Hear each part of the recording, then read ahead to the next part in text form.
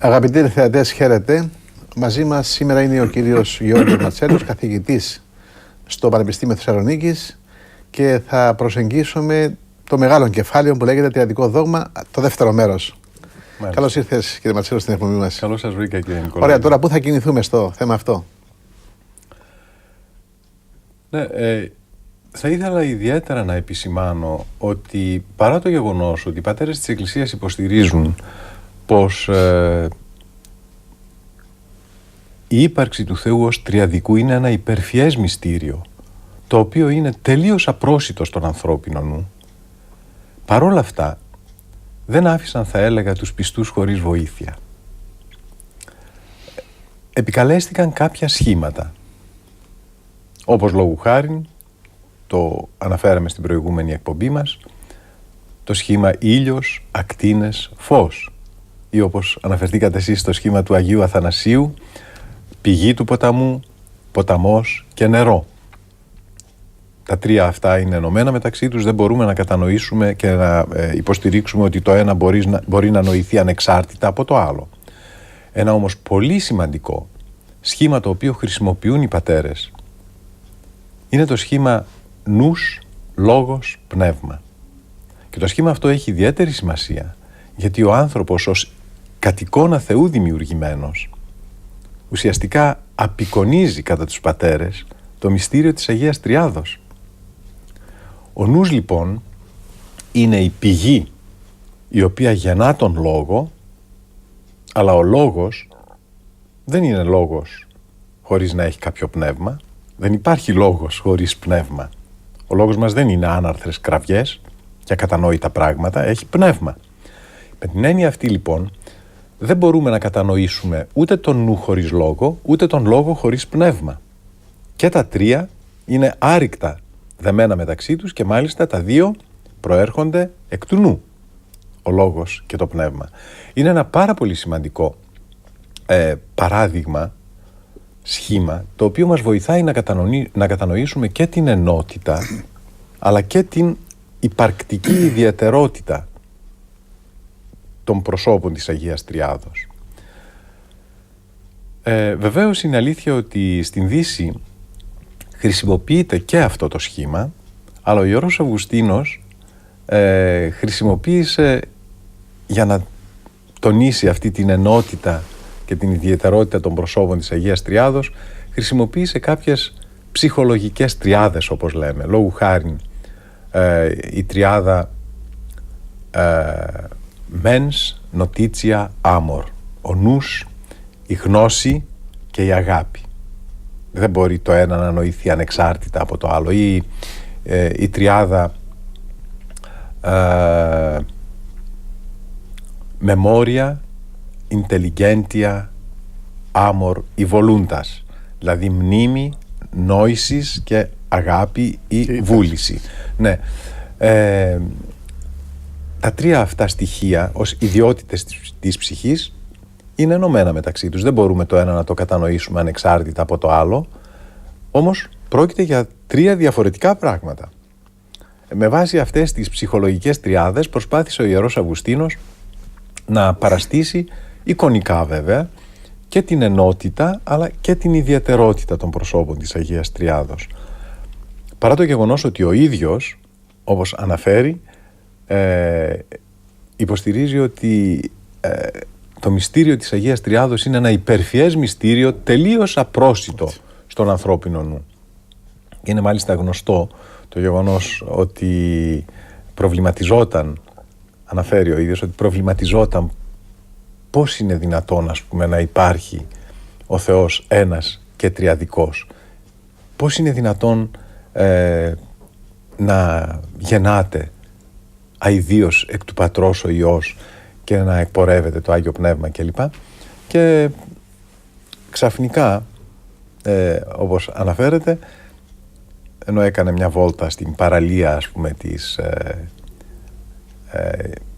Καρχιδώνας, είδε εκεί ένα παιδάκι το οποίο προσπαθούσε με ένα κουβαδάκι να πάρει τη θάλασσα και να τη χωρέσει σε μια λάκα σε ένα λάκκο που είχε φτιάξει στην άμμο. Και του λέει: τι κάνεις εδώ? Προσπαθώ, λέει, να γεμίσω το λάκκο αυτό με όλη τη θάλασσα. Είναι δυνατόν, λέει, να γεμίσεις ολόκληρη τη θάλασσα σε αυτό το λάκκο? Δεν χωράει. Και το ίδιο του λέει το παιδάκι κάνεις και εσύ όταν προσπαθείς να διερευνήσεις το μυστήριο της Αγίας Τριάδος. Και τότε κατάλαβε ο Ιερός Αυγουστίνος πραγματικά πόσο υπερφιές είναι αυτό το μυστήριο, ώστε να μην μπορεί να το χωρέσει ο κτιστός ανθρώπινος νους. Παρόλα αυτά, επαναλαμβάνω, οι πατέρες της Εκκλησίας βοηθούν τον ανθρώπινο νου να καταλάβει ότι δεν πρόκειται για ένα παράλογο, αλλά για ένα υπέρλογο μυστήριο. Τώρα, να πω το εξής, να ρωτήσω κιόλας. Αυτός ο απρόσιτος Θεός, ο ασύλληπτος Θεός, δεν μας άφησε εμάς σε παντελή εγκαταλειψία. Βεβαίως. Έχει αποκαλύψει στοιχεία, τα οποία βέβαια μπορούν στα μέτρα τα ανθρώπινα να γίνουν, ας πούμε, αποδεκτά, ανεκτά ή κατανοητά, εν πάση περιπτώσει. Αυτό είναι οι πατέρες της Εκκλησίας. Αλλά πέρα από αυτήν τη γνώση του Θεού, κύριε Ματσέλο, υπάρχει και μια αμεσότητα του Θεού με τον κόσμο. Δηλαδή, αυτός ο Θεός, ο άπειρος και ακατάληπτος και απρόσιτος, τελικά είναι ο δημιουργός του κόσμου. Πώς δημιουργεί ο Θεός τον κόσμο? Το δημιουργεί με τη ουσία του, γιατί μετά έχουμε το μεγάλο πρόβλημα με τον γριόν Παλαμάν, με τη διάκριση ουσίας και ενέργειας των Θεών κλπ. Ο Θεός είναι δημιουργός του κόσμου πώς? Με ποιον τρόπο? Ναι. Πολύ ωραία ερώτηση, κύριε Νικολαίδη, και είναι πολύ, θα έλεγα, σημαντική και για τους τηλεθεατές μας. Ο Θεός δημιουργεί τον κόσμο όχι από την ουσία του. Καμία κατ' ουσίαν σχέση δεν έχει ο κόσμος με τον Θεό. Αν το δημιουργούσε με την ουσία τότε θα είχαμε πανθεϊσμό. Θα είχαμε πανθεϊσμό. Τότε θα είχαμε όποια σχέση έχει ο Υιός με τον Πατέρα, θα είχαμε κι εμείς, αλλά ο Υιός δεν είναι δημιουργημένος. Δηλαδή δεν μπορεί ένα δημιούργημα που είναι εκ του μη όντως στο είναι παραχθέν να έχει κατ' ουσίαν σχέση με τον όντως όντα. Με τον αηδίως υπάρχοντα. Έτσι. Δεν είναι δυνατόν, είναι αντιφατικό πράγμα. Εμείς είμαστε εκ του μη όντως στο είναι. Ο Θεός είναι ο αΐων και ο σάφτος έχων. Ωραία. Έτσι. Επομένως δεν μπορούμε να έχουμε κατ' ουσίαν σχέση τα εκ του μη όντως προελθόντα δημιουργήματα με τον όντως όντα Θεό. Άρα είμαστε προϊόντα. Είμαστε προϊόντα λοιπόν της θελήσεως και των ενεργειών του. Που σημαίνει έτσι απλά? Που σημαίνει ότι θέλησε ο Θεός να δημιουργήσει τον κόσμο και είπε και εγένετο. Δια του λόγου του, δια των ενεργειών του, ενήργησε για να κάνει τον κόσμο αυτό. Αυτό σημαίνει ότι όχι μόνον ο Πατήρ, αλλά όλη η Αγία Τριάδα, ο Υιός και το Άγιο Πνεύμα συμμετέχουν σε αυτή την δημιουργική ενέργεια του Θεού. Και μάλιστα οι πατέρες λένε ότι ο Θεός είναι η προκαταρκτική αιτία της δημιουργίας του κόσμου. Από τον Πατέρα ως την πρωταρχική αιτία αναδύεται, επιτρέψτε μου να πω, πηγάζει το δημιουργικό θέλημα. Ο Υιός είναι η δημιουργική αιτία που επιτελεί το πατρικό θέλημα και το Άγιο Πνεύμα είναι η τελειωτική αιτία με την οποία τελειώνεται το δημιουργικό έργο του Υιού. Δηλαδή και τα τρία πρόσωπα από κοινού συμμετέχουν στο έργο της δημιουργίας. Γι' αυτό και αυτή η ιδιαιτερότητα που χαρακτηρίζει τα πρόσωπα της Αγίας Τριάδος αηδίως, για την οποία κάναμε λόγο στην προηγούμενη εκπομπή μας, ότι ο Πατήρ είναι αγέννητος, ο Υιός γεννητός, το Άγιο Πνεύμα εκπορευτό. Αυτή η ιδιαιτερότητα αντικατοπτρίζεται τρόποντινά στην οικονομία με την επιτέλεση ενός ιδιαίτερου ρόλου, επιτρέψτε μου να πω, κάθε προσώπου της Αγίας Τριάδος. Ο Πατήρ επιτελεί το προκαταρκτικό έργο, ο Υιός το δημιουργικό, το Άγιο Πνεύμα, το τελειωτικό. Αλλά και τα τρία πρόσωπα από κοινού συμμετέχουν σε αυτή την δημιουργική ενέργεια της θεότητος. Μόνο που κάθε πρόσωπο επιτελεί ένα ιδιάζοντα ρόλο που εκφράζει το την ιδιαιτερότητά του. Ακριβώς. Ναι. Αυτό λειτουργεί, ας πούμε, ή μάλλον έρχεται να προσαγορεύσει ότι υπάρχει διάκριση προσώπων. Έτσι. Επομένως, αυτή η ιδιαιτερότητα που χαρακτηρίζει τα πρόσωπα της Αγίας Τριάδος αηδίως αντικατοπτρίζεται στην οικονομία. Ωραία. Αντικατοπτρίζεται με την επιτέλεση αυτού του ιδιαίτερου ρόλου που επιτελεί το κάθε πρόσωπο. Θα ρωτήσω κάτι τώρα, κύριε Ματσέλο. Παρακαλώ. Αυτό σημαίνει ότι ο Θεός είναι ουσία και ενέργεια. Βεβαίως. Και υποστάσεις. Και υποστάσεις. Ωραία. Και αυτό έρχεται αμέσως, δηλαδή, ακριβώς έρχεται αμέσως να μας πει ότι είχε μεγάλο δίκαιο ο Γρηγόριος ο Παλαμάς όταν πολεμούσαν τον Βαρλαάμ, τον Καλαβρών και τους άλλους, Ακίνδυνο, Γρηγοράν κλπ. Οι οποίοι έλεγαν ότι ο Θεός είναι μόνο ουσία και δεν είναι ενέργεια. Ναι. Και μάλιστα κατηγορούν τους Ορθοδόξους ότι δεχόμαστε εμείς υφημένη θεότητα κλπ. Όλα αυτά τα πράγματα. Ναι, ναι. Βέβαια είναι αλήθεια ότι με τον Βαρλαάμ, τον Καλαβρό και τους άλλους αντιησυχαστές, τον Γρηγορά, τον Ακίνδυνο, ουσιαστικά εισήλθε στο Βυζάντιο η σχολαστική θεολογία, η οποία είχε, θα έλεγα, ουσιαστικά προϋποθέσεις αριστοτελικές, φιλοσοφικές προϋποθέσεις. Προσπαθούσαν οι σχολαστικοί με βάση την φιλοσοφία του Αριστοτέλη να συλλάβουν το μυστήριο της θεότητας. Και αυτό ήταν λάθος, βέβαια.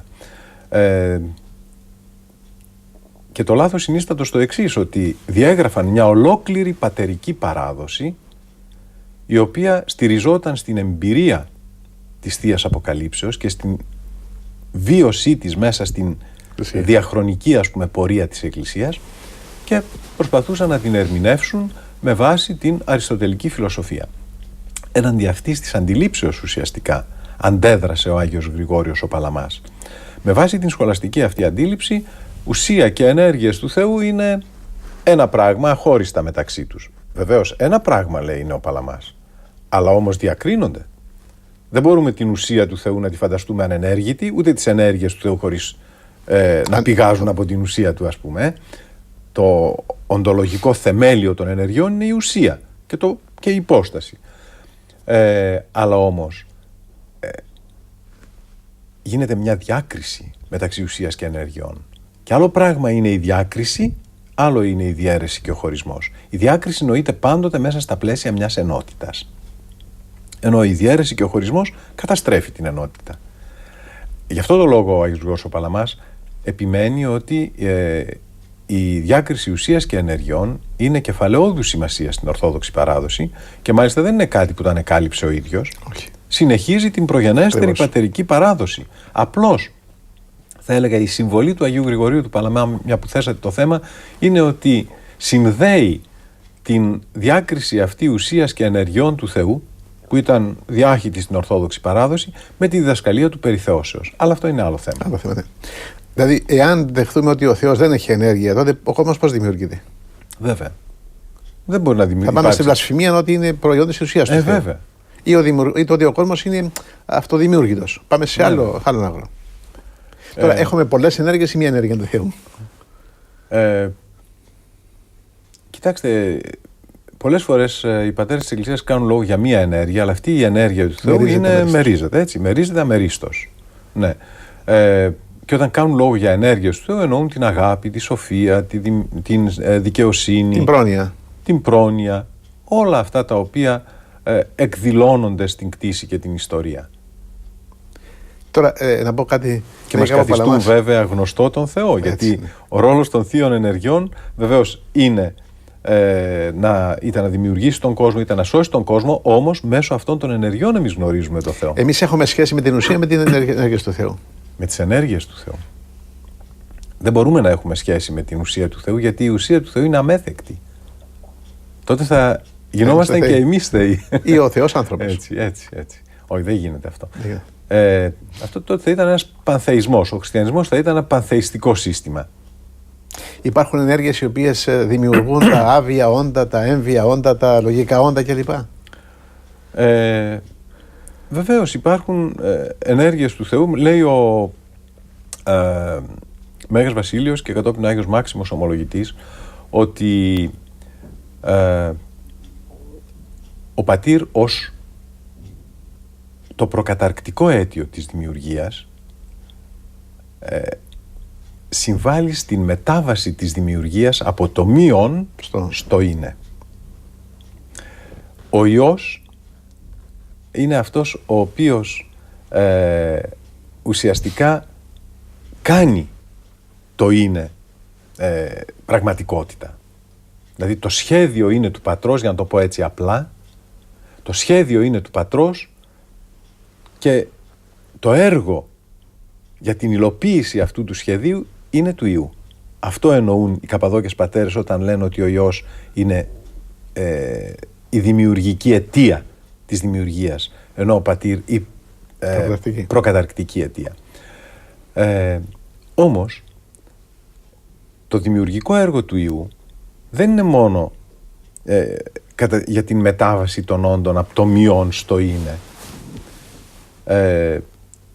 Είναι και το να γίνουν τα όντα, ας πούμε, λογικά, επί παραδείγματι. Και η λογική σύσταση των όντων είναι δημιουργικό έργο του Υιού. Επίσης, η μετάβαση των όντων από την κατάσταση του είναι στην κατάσταση του είναι έργο του Αγίου Πνεύματος. Η δημιουργία συνεχίζεται δηλαδή. Δεν σταματάει στο είναι, προχωρεί στο είναι, σε μια υψηλότερη οντολογική βαθμίδα. Και αυτό συντελείται δια της ενεργείας του Αγίου Πνεύματος.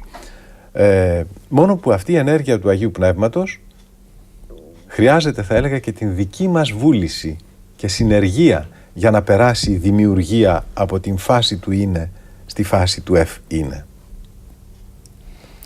Και έτσι ο άνθρωπος γίνεται, επιτρέψτε μου να πω, συνδημιουργός και καταξιώνει το κατ' του Θεού μέσα του, συμβάλλοντας στο πέρασμα της δημιουργίας από την φάση του είναι, από τη βαθμίδα του είναι στη βαθμίδα του είναι, με τον αγιασμό, ή του αΐεφ είναι, όπως λέει ο Άγιος Μάξιμος.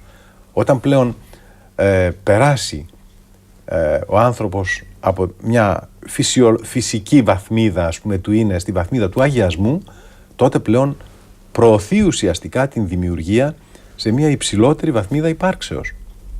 Πολλές φορές τον αγιασμό τον αντιλαμβανόμαστε ηθικά ή ξέρω εγώ αρετολογικά, θα έλεγα, όχι όμως κοσμολογικά. Και αυτό είναι λάθος, διότι στην Ορθόδοξη παράδοση ο αγιασμός είναι μια προώθηση της δημιουργίας σε μια υψηλότερη βαθμίδα υπάρξεως, που καταβγάζεται από την χάρη και την παρουσία του Θεού στη ζωή μας. Επομένως, αγιαζόμενος ο άνθρωπος είναι και ο ίδιος συνδημιουργός. Γιατί? Γιατί προωθεί την δημιουργία σε μια υψηλότερη βαθμίδα υπάρξεως. Εμείς λεγόμαστε όντα. Καταχρηστικά λεγόμαστε όντα. Γιατί το όντος είναι ο Θεός. Ναι. Ο Άγιος Γρηγόριος ο Παλαμάς λέει ότι όντα είναι οι ενέργειες του Θεού. Τις ονομάζει και όντα. Ναι. Εφόσον υπάρχουν, βέβαια. Εμείς δεν είμαστε αυτόντα. Όχι. Όμως είμαστε όντα με την έννοια ότι υπάρχουμε. Είμαστε δημιουργήματα. Επειδή μετέχουμε τον όντο. Όχι. Με την έννοια ότι είμαστε δημιουργήματα του Υπαρκτά Θεού. Όντα. Υπαρκτά όντα. Δεν υπάρχει περί αυτού, ας πούμε, αμφισβήτηση, θα έλεγα, ως προς η σχετικοποίηση της υπάρξεως. Είμαστε όντα. Και μάλιστα κατ' εικόνα του Θεού. Και θα υπάρχουμε για πάντα. Θα υπάρχουμε για πάντα, ακριβώς. Επειδή ο Θεός το θέλει. Τώρα δηλαδή υπάρχουμε, έστω και αν είμαστε αμαρτωλοί και έχουμε αποστασιοποιηθεί από τον Θεό κλπ. Οι ενέργειες του Θεού μας κρατούν στο όν. Ναι. Εάν αποσύρει ο Θεός τις ενέργειές του, τότε θα επιστρέψουμε στο μείον από το οποίο και προήλθαμε. Δηλαδή στην ανυπαρξία. Εάν μένουμε στην ύπαρξη, αυτό το οφείλουμε στις ενέργειες του Θεού. Ξέρετε, οι πατέρες της Εκκλησίας, κύριε Νικολαίδη, κάνοντας λόγο για την κτιστή δημιουργία, ταύτισαν το κτιστό με το τρεπτό. Γιατί το κτιστό μέσα στη φύση του έχει την δυνατότητα, ή θα έλεγα έχει την ιδιότητα, ας πω καλύτερα, να προέρχεται από μία μετάβαση από το μειον στο είναι. Αυτό είναι το κτιστό. Αλλά αυτό είναι τροπή. Από την ανυπαρξία στην ύπαρξη. Θετική. Ορίστε. Θετική λέω. Ναι, θετική, σωστά. Αλλά οντολογικά αν το δούμε, το κτιστό τι σημαίνει? Ένα τρεπτό όν που προήλθε από την ανυπαρξία και πέρασε στην ύπαρξη. Γι' αυτό οι πατέρες ταύτισαν το κτιστό με το τρεπτό. Επειδή λοιπόν το κτιστό κουβαλάει μέσα του το μειόν, αφού προήλθε από το μειόν, γι' αυτό και τείνει να καταρρεύσει, να επιστρέψει στο μειόν από το οποίο και προήλθε. Αυτή είναι η φύση του τρεπτού όντως, του κτιστού. Για να μπορέσει λοιπόν το κτιστό και τρεπτόν να παραμείνει στο είναι, χρειάζονται οι συνεκτικές ενέργειες του Θεού. Μάλιστα. Και γι' αυτό το λόγο οι πατέρες της Εκκλησίας δεν αρκέστηκαν στο να αναζητήσουν μόνο, ας το πω έτσι, την δημιουργική αιτία για την γένεση του κόσμου, που είναι κατά αυτούς ο Υιός. Πάντα δι' αυτού εγένετο, κατά τον πρόλογο του κατά Ιωάννη Ευαγγελίου. Αλλά αναζήτησαν και την συνεκτική αιτία. Γιατί χωρίς την συνεκτική αιτία, το δημιουργημένο, το κτιστόν θα καταρρεύσει, θα επιστρέψει στο μηδέν. Δεν αρκεί μόνο η δημιουργική αιτία, χρειάζεται και η συνεκτική αιτία. Γι' αυτό και ο Υιός και Λόγος του Θεού, αποκαλείται, όπως θα γνωρίζετε σε μία από τις καταβασίες που ψάλλουμε κατά τον 15 Αύγουστο, αποκαλείται ως η δημιουργική και συνεκτική των απάντων Θεού σοφία και δύναμης. Θεού σοφία και δύναμης είναι ο Χριστός κατά τον Απόστολο Παύλο. Λοιπόν, δεν είναι μόνο δημιουργική, είναι και συνεκτική. Γιατί το τονίζουν αυτό οι πατέρες? Για να μας δώσουν να καταλάβουμε ότι χωρίς την συνεκτική αυτή αιτία, ως τρεπτά όντα, θα επιστρέψουμε στην ανυπαρξία. Θα καταρρεύσουμε. Βεβαίως. Άρα έτσι εξηγείται και το προαδρικό αμάρτημα της συνέπειας του. Ναι, δηλαδή είναι μια τάση του ανθρώπου επιστροφής του εις το μειόν. Ναι. Μεταβαίνουμε βέβαια σε ένα άλλο πολύ σημαντικό αλλά έχει σχέση. θέμα. Ναι. Δεν ξέρω αν έχουμε χρόνο για να το συζητήσουμε, αλλά εν πάση περιπτώσει να πω το εξής, ότι αυτή η τρεπτότητα του ανθρώπου είναι τρεπτότητα και προς την ανυπαρξία και προς το μειόν, αλλά και προς το όντως όν. Δηλαδή και ο αγιασμός είναι μια τρεπτότητα που έχουμε. Γιατί μεταβαίνουμε από την ατελέστερη, ας το πω έτσι, πνευματική κατάσταση σε τελειότερη. Μια προκοπή, ακριβώς. Την οποία ο Γρηγόρης ο Νήσος ονομάζει επέκταση. Αυτή η επέκταση λοιπόν του ανθρώπου είναι έκφραση της τρεπτότητάς του. Επέκταση όμως προς τον Θεό, έτσι δεν είναι? Από την άλλη μεριά, πέρα από αυτή την θετική διάσταση, ας πούμε, της τροπής, που μεταβαίνει προοδευτικά, ας πούμε, ο άνθρωπος στο Θεό, υπάρχει και η αρνητική διάσταση της τροπής, που είναι προς την ανυπαρξία και το μηδέν, και συντελείται βεβαίως δια της αμαρτίας και εμπροκειμένου δια του προπατορικού αμαρτήματος ως πρωτογενούς αιτίου για την μετάβαση. Τώρα μπαίνω σε έναν πειρασμό, κύριε Ματσέλο, τον εξής. Ο διάβολος. Και αυτός προήρθε εκ του μειόντος, στον. Ναι. Ωραία. Διαμεσολάβησε η πτώση του εωσφόρου του διαβόλου κλπ. Το ότι υπάρχει μέχρι σήμερα ο διάβολος, αυτό οφείλεται στη δημιουργική και συνεχτική αιτία. Βεβαίως. Λέει ο Άγιος Μάξιμος Ομολογητής ότι στην μέλουσα κατάσταση, ας πούμε, των αμαρτωλών ανθρώπων μέσα στην κόλαση, αυτοί θα συμμετέχουν στις ουσιοποιές, στις ζωοποιές και σοφοποιές ενέργειες του Θεού. Δεν θα μετέχουν στις αγιαστικές ενέργειες του Θεού. Τι σημαίνει αυτό? Ότι δεν υπάρχει ένα «ον» σε ολόκληρη τη δημιουργία που να μην μετέχει ως «ον» στις ενέργειες του Θεού, αφού από τις ενέργειες του Θεού προήλθε. Επίσης δεν υπάρχει λογικό «ον» που να μην μετέχει στις ενέργειες του Θεού, γιατί ο νους του δημιουργήθηκε από τον Θεό. Όμως ο νους των λογικών όντων, επειδή είναι ελεύθερος και αυτεξούσιος, λόγω της τρεπτότητας των λογικών όντων που είναι και κτιστά, λόγω της τρεπτότητάς τους εκτρέπεται ο νους είτε προς τα άνω είτε προς τα κάτω, είτε προς τον Θεό είτε προς το μηδέν. Άρα είναι από πλευράς του χτιστού όντως η μία αποδοχή των αγιαστικών ενεργειών του Θεού. Έτσι. Δηλαδή ο Θεός, εδώ φαίνεται το μέγεθος της φιλανθρωπίας του Θεού και γενικότερα της αγάπης του για τα χτιστά όντα. Ναι. Σε έφτιαξα, σε κατασκεύασα. Αλλά είσαι ελεύθερος. Είσαι ελεύθερος. Λέει ο Άγιος Μάξιμος, άνελε το αυτεξούσιον και ουκέ στην άνθρωπος. Εντάξει. Ωραία. Αλλά ο Θεός, πολύ ωραίο είναι, θαυμάσιο χωρίο αυτό. Έφτιαξε αυτεξούσια όντα, με ελεύθερη βούληση. Εάν πάρεις το αυτεξούσιο, ας πούμε, από τον άνθρωπο, δεν είναι άνθρωπος πλέον. Αλλά ο Θεός άνθρωπο έφτιαξε.